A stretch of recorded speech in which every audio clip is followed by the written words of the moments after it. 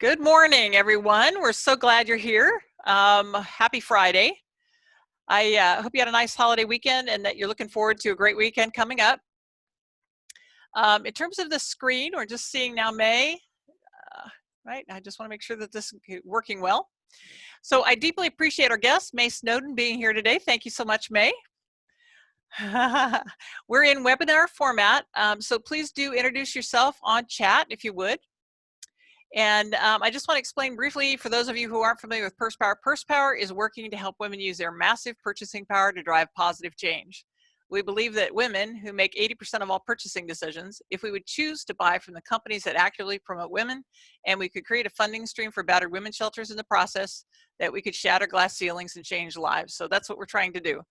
The calls, what we wanted to do at the start of the pandemic is really try to help connect female entrepreneurs and women in particular with each other, to support each other, share best practices, share connections, just be a support system for one another. So that's what we're trying to do with the calls.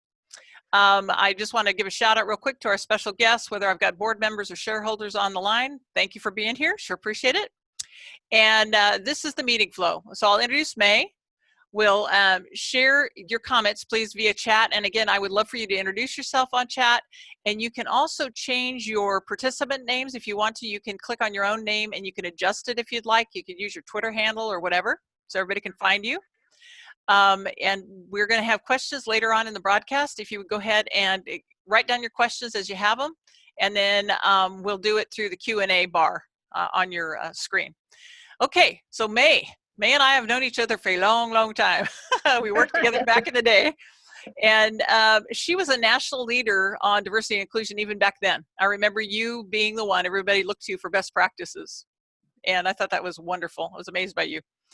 So she had a substantial corporate career before getting into D&I. She managed outside plant installation, repair, splicers in a primarily male environment, right? And you had 25 million customers and 1.4, in 14 states. In 14 states. Yes. In addition to that, she's run operations, 5,000 person operations staff, marketing and sales, and she's done D&I work for in the telecom industry for US West, in the manufacturing industry for Kodak, and then also in retail with Starbucks. And I know you told me that it was a really different world going from working with a bunch of 45-year-olds on average to 23-year-olds. And so you got your start on generational diversity then. She has been with the Conference Board for 13 years, and if you're not familiar with the Conference Board, they are a leading organization. The Fortune 500 turns to them for best practices. And she's a senior fellow in human capital and runs 2 D&I councils. One, the Global D&I, which is the top 70 global companies, something like that, okay? And then also you have D&I leaders in a second council. So I know you're also doing some life coaching at this point in your career. And you're trying to help people and employees in particular set a clear vision for their life and create an action plan. All right? Okay, by way of summary. Okay, so May, I'm thrilled you're here. You're amazing. And you are absolutely a global expert on diversity and inclusion. Given what's going on in the world right now, you're a really important person to have on our call. To start, please give us a little background about yourself, about your life and career, how you got into the field, and then share a little bit about your journey, would you? Well, thank you, Donna. As Donna said, she and I have been friends for a long time, and I am so enthused and happy at what she's doing with Purse Power. It's dynamic, and we all need to be very much involved in Purse Power. So my history and my journey, I grew up in a very small town called Las Cruces, New Mexico. Las Cruces, meaning the city of crosses, is about 45 miles from El Paso, Texas. But when I grew up there, the population was about 25,000 people. Now it's 103,000 people. But when I grew up, it was a small population there. Now, my parents were married for 7 years before they had me. So when I came along, they really, really, really wanted a child. Now, my dad wanted a boy, of course, but he got me. So I had the opportunity to do all the boy stuff, the fishing, the hunting, all the outdoor things that my dad was very interested in doing. And I also learned from my mother, who was a school teacher, and education was very much in her blood, and so she was transfusing that to me constantly. But it's just that I grew up in a two-parent family. Isn't that wonderful? When you grow up in a two-parent family and great parents, you can be successful. So what did I learn? What did they teach me? How did they influence me? Well, I had a lot of love. So I had love, and they taught me what love means, what it looks like, how you be loved. And they also taught me self-worth, which was really critical for me because I had some experiences in life where I could have lost my self-worth. So I also learned about work and how important it is to work because it's self-fulfilling. And when you work and you're self-fulfilled, you're able to give to people. So they just had something about them that was unique to me. I didn't see that it was common when I looked at my friends, but it was so powerful, and it has created who I am today. Now, taking all of that in, all of the blessings that I had growing up and being able to really develop myself, I had a couple of terrible experiences in life that I felt at the time were terrible. I labeled them terrible, but now I label them great experiences because it also can help to define my purpose in life. So when I was in the 6th grade, I had this great girlfriend. Her first name was Jan, and her dad owned the Rexall drugstore. And after school, she and I would go to the drugstore, sit at the fountain, and she would have a root beer float, and I would have a Coke float. And sometimes we'd order a hamburger, depending on how hungry we were. But this was something that we did, you know, not daily, but I'm sure that we were there at least once a week. And no problem. I felt like I was welcomed. I felt respected. I felt good. I felt like a 6th grade kid, 12 years old. But one day I went in with another friend of mine who was also Caucasian, and the waitress came over to me and said that, "I'm sorry, I can't serve you." And my friend and I were just looking at her, waiting for, we don't understand that. I come here all the time. And so then she basically said, "We don't serve niggers here." So that was so harmful for me. I didn't know how to respond. I'm 6 years old. I don't have the language. I don't have the language to know how to respond. My friend didn't have the language to know how to respond. She just turned beet red. I just was like tears in my eyes. I was so hurt by that. And so we just got up and we just left. She went home, you know, just not knowing what to say, just hurt. I went home in tears to my mom. And my mom was just so strong, and she was so a person that was so outgoing. She's a school teacher, and she spoke fluent Spanish. She really got along with everybody. So she just said to me, and she called me by my middle name too, Mayavlin, this is an important lesson for you to learn, that there are some people in the world who have an ignorance about them. They haven't been exposed, they don't have any experience, and they have been told different things in their life that have been damaging to them. And they don't even know it yet. But one of these days they'll know. But this is what I want you to do with that. I want you to forgive any hurtful things that you heard. I want you to forgive. And I want you to know who you are, because you are better than that. You are a great person, and you're going to do great things. So let's agree on that. And so we would have this agreement. Bless her heart. Yeah, so those are the kinds of things that helped me. So that was 6th grade. 12th grade, I was the second chair clarinetist in the band. And we were going to Corpus Christi, Texas for a band competition. And I just will never forget this, because we were playing Toccata and Fugue in D minor, and I love that song. And I was great at playing it. And the band director would often call on me to demonstrate how that portion of the clarinetist part would go. And so, you know, we're kids, 100-piece band. I am the only Black African-American in the band. And so we're raising money to go, and, I'm part of the band, I'm part of the group. And about a week before we were to go, the band director came to my dad and said that, Blackman is my maiden name. Mr. Blackman, May Evelyn is not going to be able to go with and stay in the hotel with the band. But we found a Black family in Corpus Christi that's willing to take her in, and she'll be fine. We'll pick her up and take her to where we're going in the bus and blah, blah, blah, blah, blah. So my dad said, just like you see Donna shaking her head, that was my dad. My dad said, nope, she's not going. So I did not get to go. I was very upset about that. I was upset with my dad because I thought my dad should have spoke up and should have fought back and said, this is a 100-piece band, and you mean the 100 people plus all of the parents that are going can't say, if May can't stay here, then none of us are staying here. We're going to stay someplace else. So that's my 18-year-old mind saying that.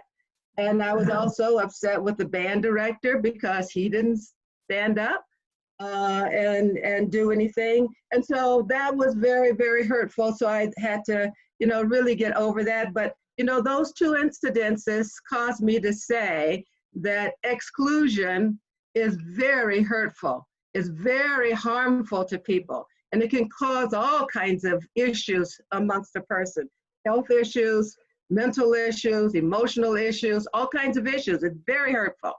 And I said, I will never be part of exclusion.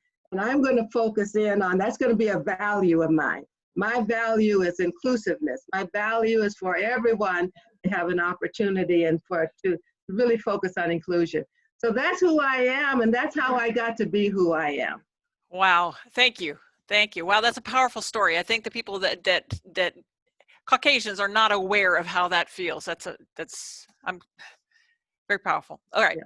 So give us the biggest learnings you've had in your decades of working to improve diversity, equity, and inclusion. What's it going to take to move this country forward? Yeah.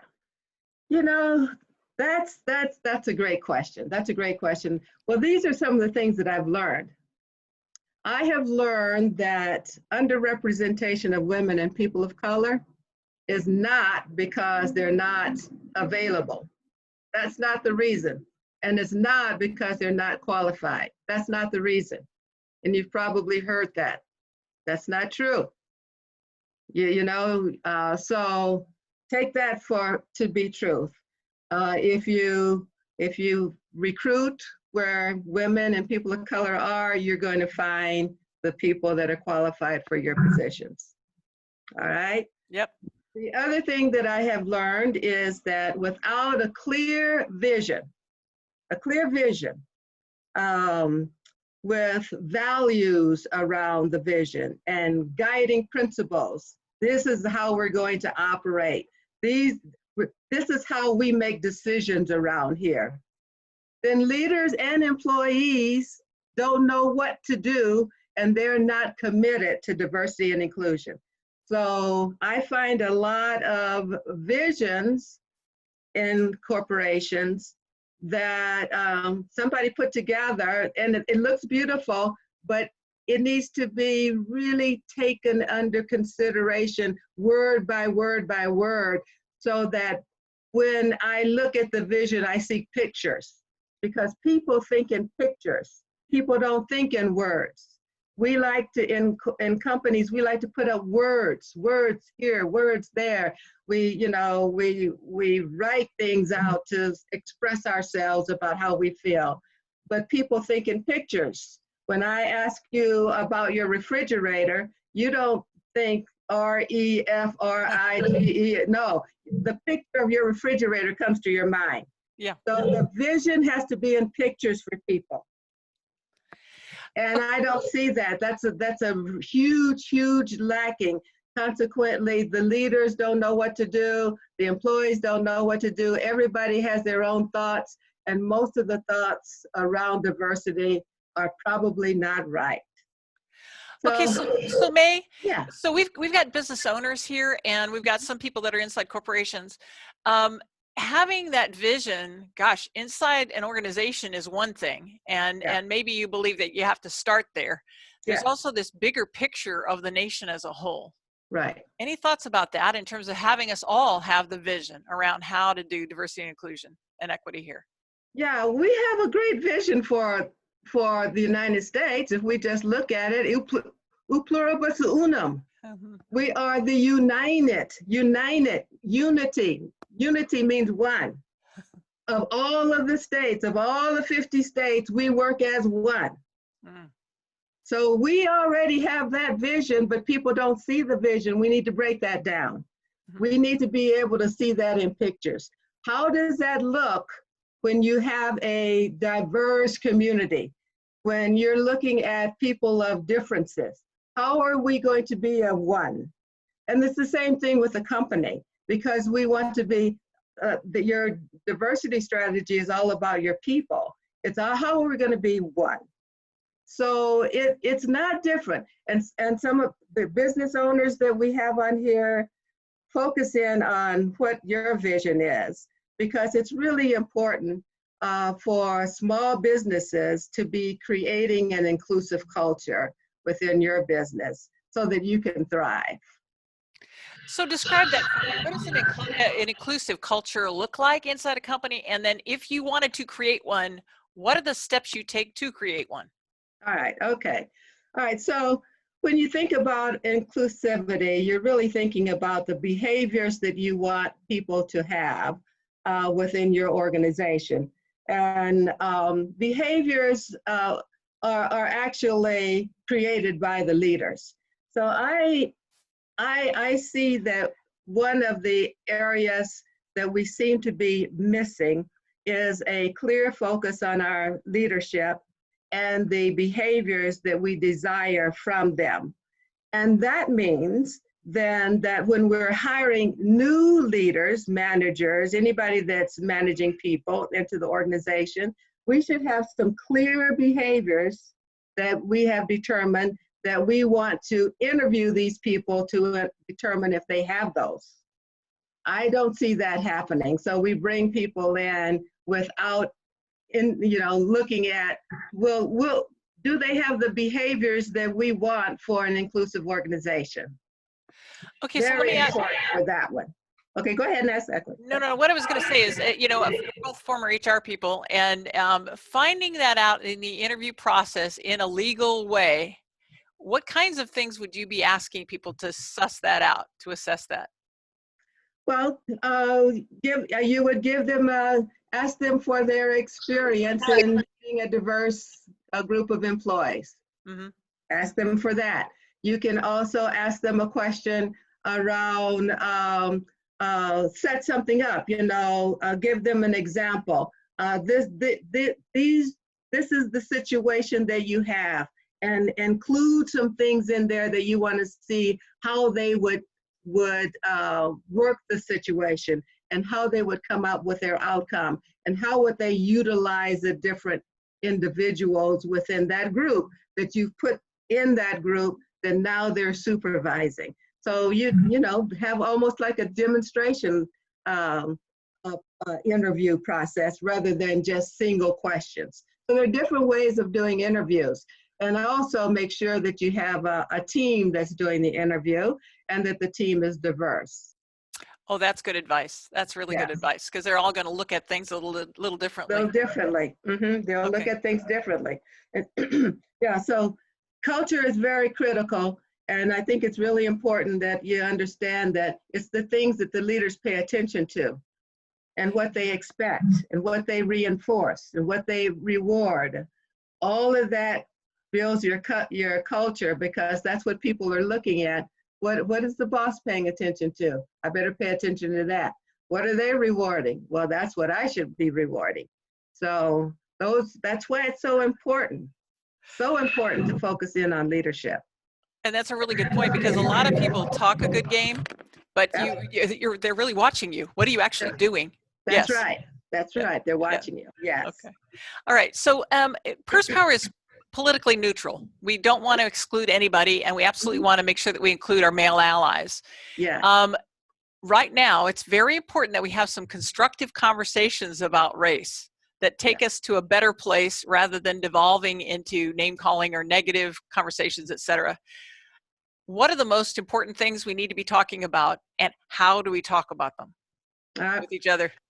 yeah. Well, I think number one, it's important to just get clear about politics and how we play in politics. I think that's important because if you think about the dimensions of diversity, there are more dimensions of diversity than just our personality or the internal dimensions.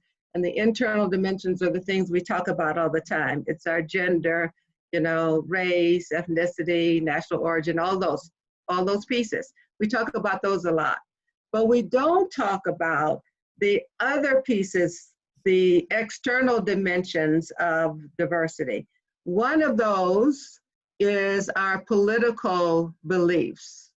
It is whether I have decided to be a Republican, a Democrat, or if I'm independent.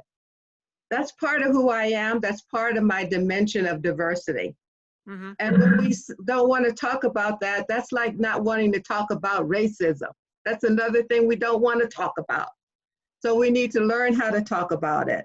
And so I would like for us to learn how to talk about it by looking at, our values and our vision in life and what we would like to see in America and what we're willing to do as an individual. Because, I must demonstrate, I must be the change I want to see in the world. So that's really critical. So I think that it's important to always start with our vision for this country and the values that we have, and to then be open and listening to other people, what their vision is, what their values, how can we work together, how can we make this a united America, because we are America. How do we make it united? So I don't want us to not talk about it, and I want us to talk about it openly and without denigrating anyone or trying to dismiss anyone's beliefs. We need to understand, we need to listen for understanding, and then listen to see where do we agree and build on that piece, build on that agreement. But please, when you're looking at your government in particular, your local government, city government, your county government, your state government, your federal government. We need people that of integrity. We need people, that fit our values, wherever those are for you. So work on that. I think that is really important piece for us to all understand, because this is a beautiful country and we want it to be the best. And it can be the best with you, with all of you doing your part to help us be the best. Yeah. Well, and the other thing that I've learned is that the appreciative inquiry concept of Yes, build on what you want and build on yes, what works, rather than the barriers that are in the way. So part of what you're doing when you're talking about your vision for the country and the vision for yourself is you're talking about what you want, that's right. right? That's right. Exactly. This is what we want. And how is it that, whatever other people are saying, how, even if it's in your company, how is this going to benefit our vision, what we want? Mm-hmm. How is this going to benefit what we want? Yep, absolutely. All right. Okay, a couple more questions, guys, and then we'll get to you guys in your Q&A. So we talked to Phyllis Newhouse a couple of weeks ago on the show, and then you and I had a conversation with her as well. And Yeah, obviously, she's dealing with Fortune 500 companies, so are you. We don't yeah, like to do business with them. And we talked about the supplier diversity construct, and she was feeling like it was putting people in the box, and she didn't want to be in the box. I know that you may have another perspective on that. I'd like to hear your thoughts, and then yeah, anything about how we, as women-owned businesses, can be more attractive to these major companies. yeah. Okay. All right, so let's just talk about the box. So this is the way I see the box. I see that we have been in a box ever since we have decided that we're going to categorize human beings. So we're all human beings, but then we decided that we want to categorize them. So we come up with these social contexts because it's just things we want to do.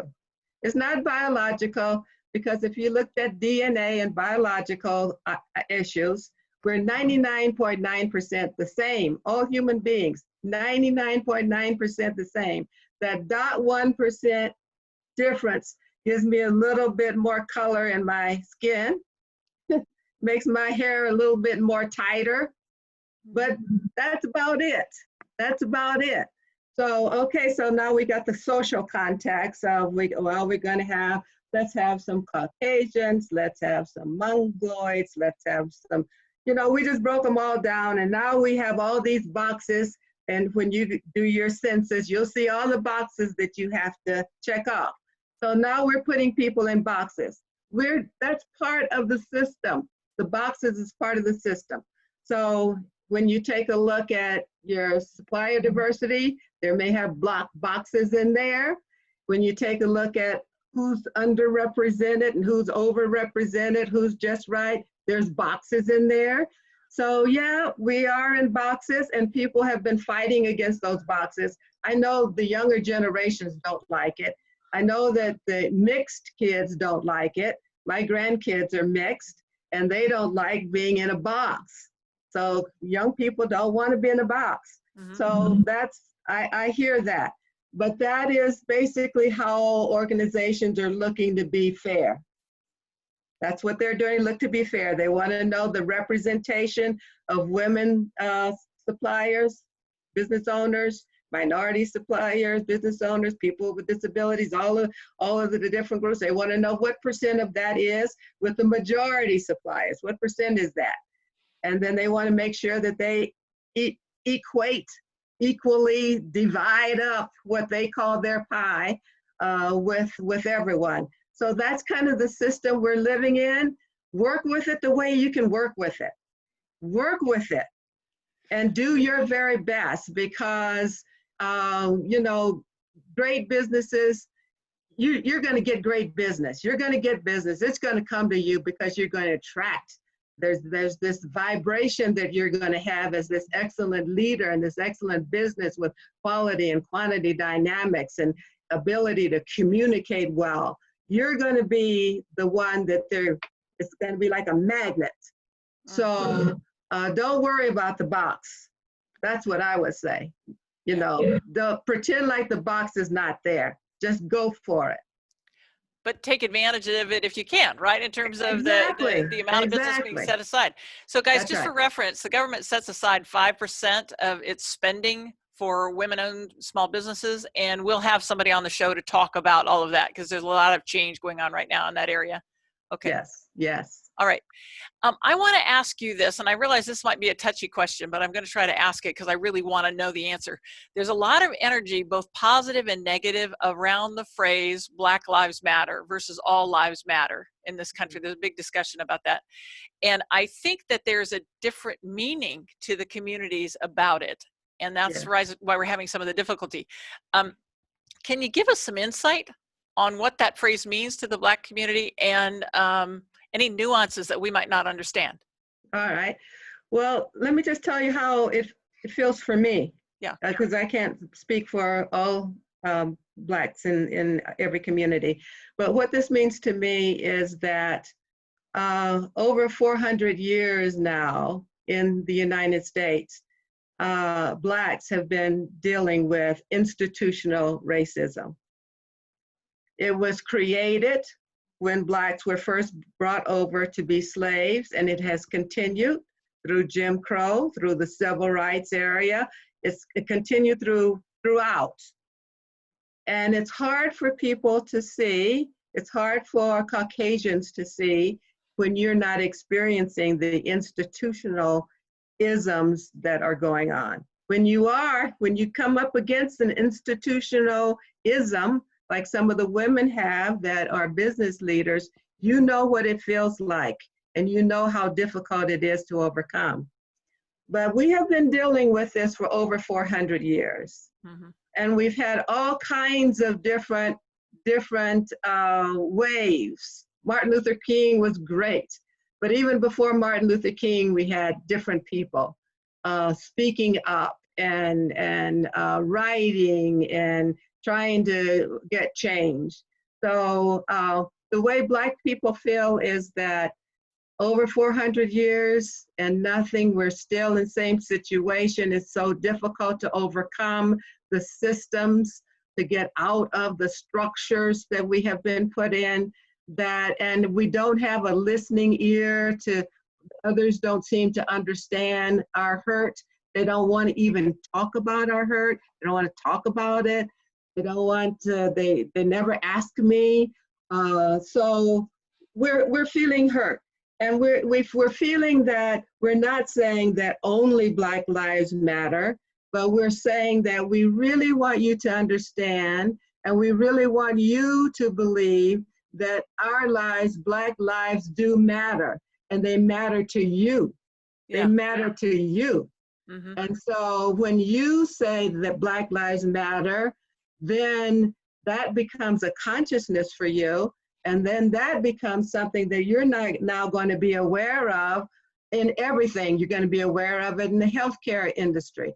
You're going to be aware of it in the social justice criminal industry. You're going to be aware of it in education and how that system goes. You're going to be aware of it in other society social issues.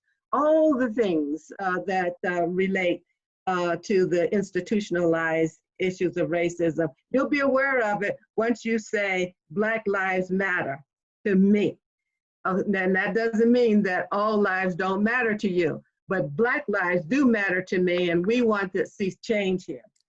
And I feel so hopeful. I just love looking at the number of people that are demonstrating. So many of our Caucasian brothers and sisters are out there of all generations, people with disabilities, LGBTQ+. I tell you, it is such a diverse group. White males, I see white policemen out there demonstrating. This lifts my heart. This causes me to say that we are at the brink of change. And I'm happy about that. And the other thing that concerns me about when we don't say Black Lives Matter, we keep focusing on this limited pie. So we believe that there's something out there and it's very limited, and only a few people will be able to participate. So if only a few people can participate, well, I want to make sure that it's me and my family and people that look like me only can participate in this limited pie. But if you see this pie is expansive, it's abundant, you can't, I mean, the pie is so big, nobody can have too much of this pie, then you can say, yes, Black lives do matter here. And we need to do something about what has been going on for over 400 years in this country and longer in other countries. Does my heart good to hear you say that, and I really hope that that's where we are. So the comments are saying it's beautiful, it's moving, the fact that we're moving forward, and they felt that that was a great explanation. So thank you, I appreciate it, really do. And your positivity and energy is really uplifting. Oh, thank you, Donna. Yeah. All right, let's see here. So I want to read some of the questions. Guys, go ahead and put them in the Q&A box. Ann Elliott is a chapter chair for the Women Presidents Organization. She's saying Vivid Vision by Cameron Herold is a great resource to create the vision that you're describing. And he's got some kind of TED Talk associated with it. Okay, sounds like you're familiar with him. Yeah. Right. Another question. Recently, Oklahoma Christian had a recruiter that lined up students at a charter prep school in order of their skin complexion and nappiest hair. Holy crud. Is there a way to find out these types of ways that people think in an interview? What could have helped them to find this out prior to something like this happening? Wow. Yeah, that's a, we just throw you a curveball there. That's from Jonna Herbert. Yes. So that's a great question. Sometimes things like that you won't be able to find out, but as you create different kinds of questions, maybe you come up with something similar to that experience. that you can ask of people how they would handle it, just to see if they would even see any problem with it. Because maybe, maybe just putting that out and just to find out what's your perspective of this. If you were walking in the shoes of the young kids, how would you feel? What would you be feeling at the time? What would you be observing at the time? And how would you feel about that person that's doing this? And how would you feel about yourself? And what just general questions like that. But use your creativity, use your imagination. But because you can come up with, and scenarios and experiences are great teachers. So that's the way I would do something like that. Mm-hmm. I think that's great. I'm going to use that. It's written in the Q&A? Yes, well, make sure you get it. Yeah, I mean, yes, I'd like to use that as an example. Here, but okay, May, do you see this time is different than previous times? Is it possible to create systemic change to address the 400 years of inequity? And this is again from Anne. Yes, and yes, I think it's different right now. We've had the COVID-19 going on. So, and I don't know if I was just mentioning this just to Donna, but when you take a look at pandemics and how that pandemic word came about, it comes from a Greek word called pandemos. And the pan part of it means all. P-A-N means all in Greek. And demos means people. So you can see that this disease is prevalent amongst all people in the whole country, in the whole world. It's prevalent. And you can look at institutional racism the same way. Very, it's a mental separation among people, a mental separation among people. So we have taken it, it's people, and we got all people are part of it. It's a mental separation that we need to come together. And so how I see this as different is just based on how we've had the pandemic, we have been quarantined. So we're not out doing a whole lot of shopping. I have not been to the mall.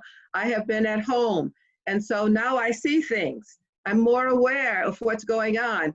I glimpse the news because I want to see what's the new news on COVID-19. So I put the news on to hear about that. And then I hear about George Floyd. And I see George Floyd. I see the policeman with his knee on his neck. And I hear somebody in the background saying, you're killing him, you're killing him. And I hear his voice. We don't see that. We don't hear that. This time is different. And all the others where they were killed, even if there were videos, I didn't see it on TV. I was out doing something else. I was busy. I was flying in an airplane. I was going someplace. I wasn't in tune. But this time I was in tune. And other people have been in tune. And look at the people that are demonstrating. Look at the people that are speaking up. They're not being silenced. So silence means you're consenting. Silence is consent. You don't want to be silent.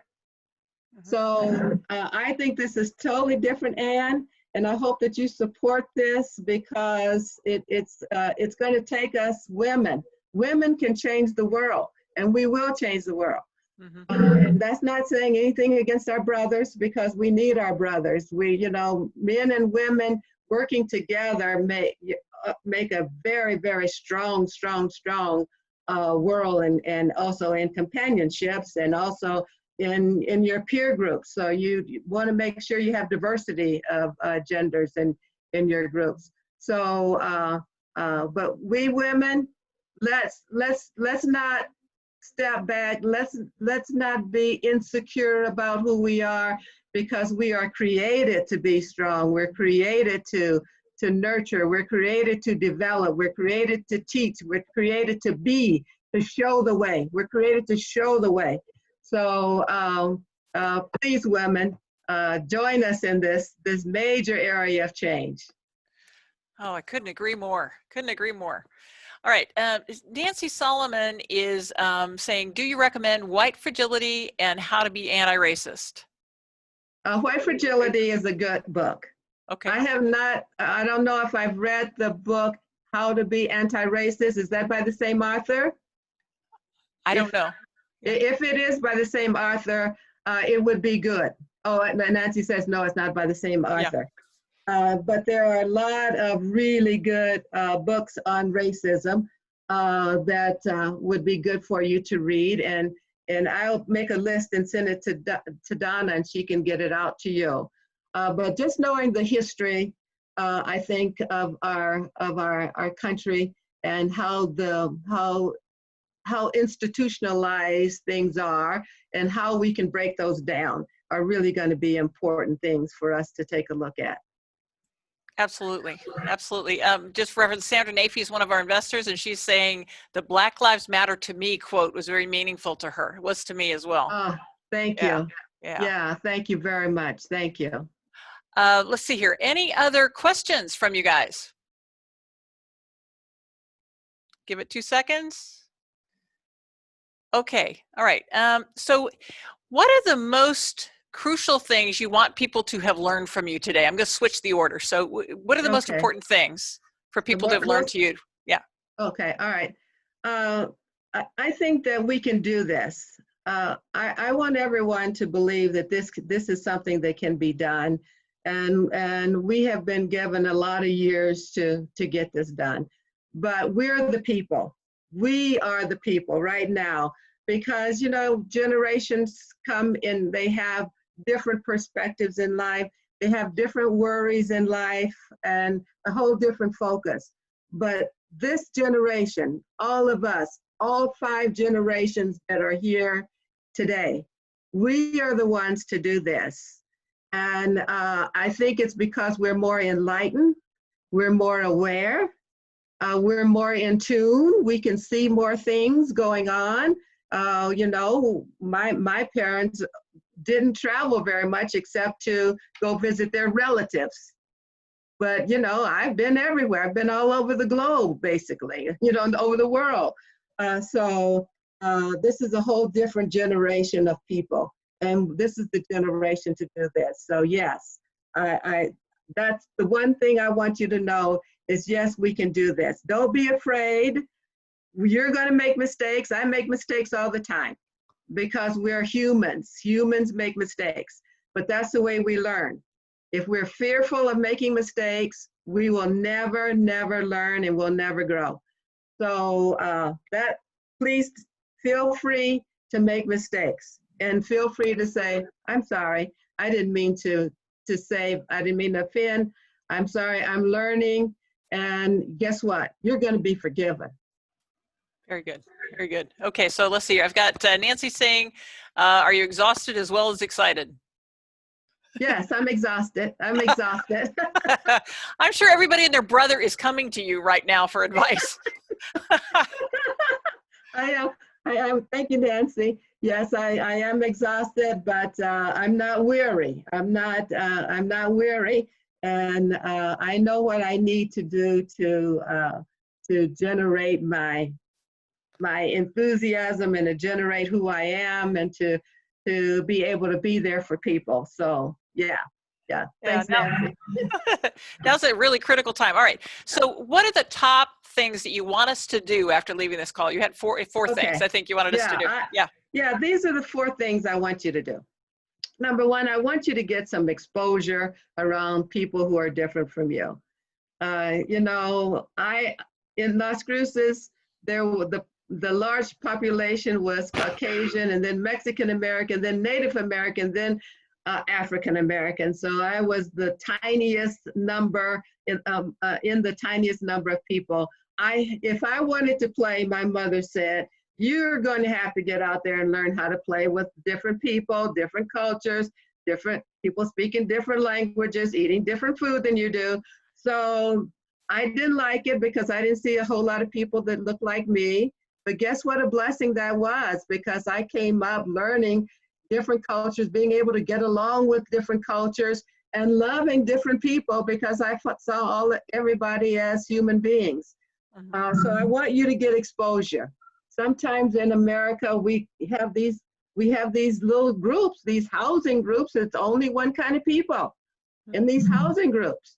So, you know, my husband grew up in Maryland. In his housing group, there was just all African Americans in his housing group. So get some exposure so that you are exposed to other people, and make sure your kids are, and they're better than we were anyway.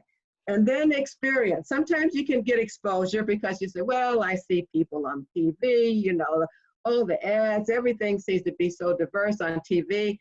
Oh, okay, well, do you have any experience with people? Have you been to their home? You know, have you done things with them? Donna and I, we have shared the same bedroom. You know, we had this huge house and this huge bedroom with 4 different beds. It was one of those camp out rooms, and Donna and I were in there. We have experienced each other. She knows me. So these are the kinds, so when you know somebody, she's like my sister and I'm like her sister. See, it's a different kind of experience. That's what I want you to do. I want you to get some experiences. I want you to educate yourself. Read.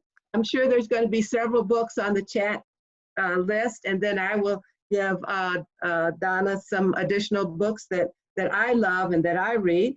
But educate yourself, and you know, maybe you, with some of your books, maybe you have a little book club. You can do a Zoom book club, or you know, once we get a little bit better on our COVID, maybe you can have one face to face. But talk about the book, and just, you know, dig into it. So that's a way to educate yourself. And then the last E is empathy. Walk in somebody else's shoes. Everybody has been discriminated against. All of you women on the line, you have felt exclusion. And I want you to put yourself in somebody else's place. Put yourself in George Floyd's place. Put yourself in a mother's place that's working 3 jobs, and she's not home in the evening to supervise her kids.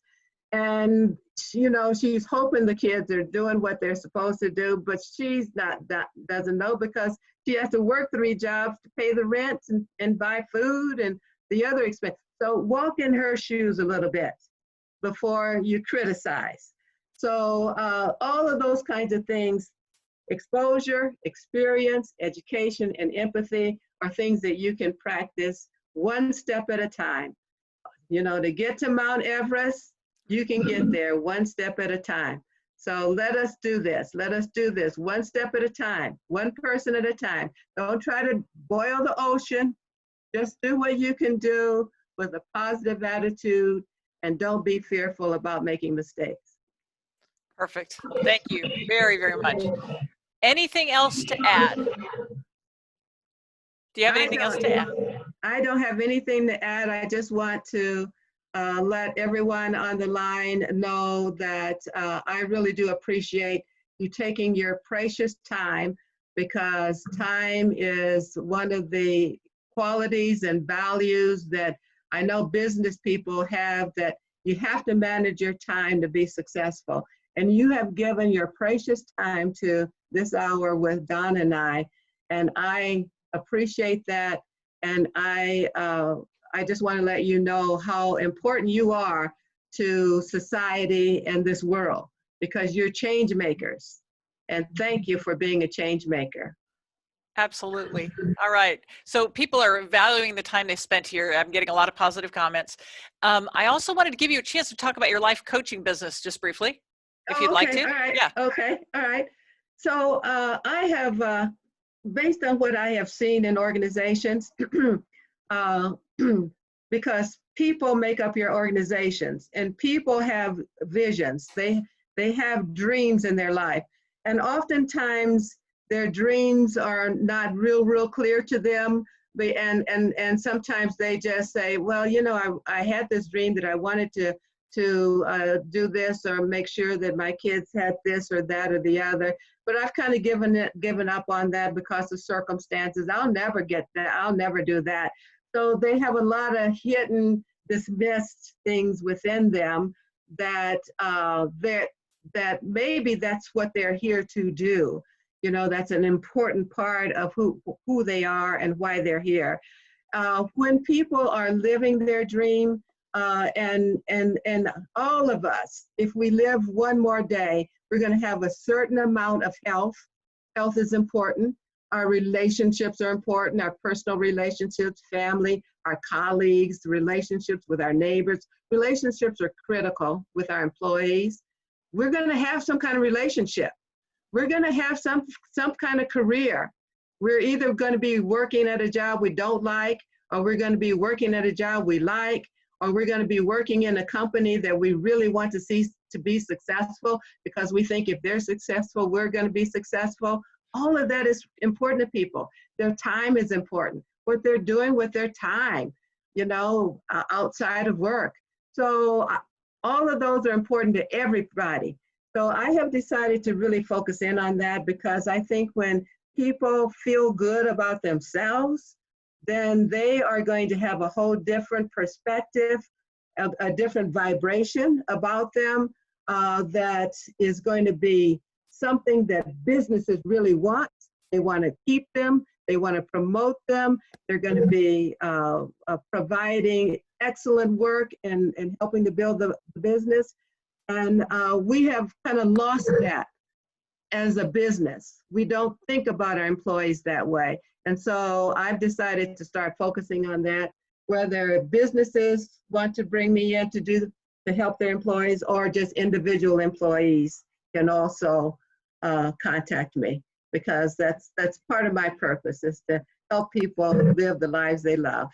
There you go. You're living your mission, aren't you? Yeah. I am. Me too. Me too. And Nancy's commenting, does everybody know how respected you are? You've been working to make corporate America better forever, your entire career. And this is a new phase in your life around the life coaching. Okay. Yes, I'm rewiring a little bit. Not retiring, but rewiring. Yeah. Well, it feels like a momentous time in history right now, and I wish that we would use the coronavirus to really drive some of the changes that need to occur in this country to get us to come together. And yes, your voice is so valuable. Thank you so much, May, for being here. Really appreciate it. You're quite welcome. You're welcome. Thank you for the invite. Of course, of course. Well, so everybody, I just want to let you know, we've got some great upcoming guests. Just quickly, Lori Henkel, the SVP of Bank of America out of Charlotte, is going to be here next week. We've got Kitty Boone, and Kitty is in charge of the Aspen Institute program, the Ideas Festival that they have in Aspen. So very innovative, leading edge thinkers. We're going to have her here on the 24th. Gail Becker is the founder of Cauliflower. Yeah, if you haven't seen that in the grocery store, it's cauliflower-based pizza crusts, and they're delicious. Deepa, I don't know if Sarah Jamal is the CEO of Reflections, and then Monica Smiley, the editor of Enterprising Women magazine, is going to be here on the 14th. So I hope you continue to join us. We've got some great speakers coming up. Please remember to sign up for a directory listing on pursepower.com. Download our Google Chrome extension on your Google Chrome browser so that you can find women-owned and women-led companies to buy from as you shop. Use your Purse Power directory, please.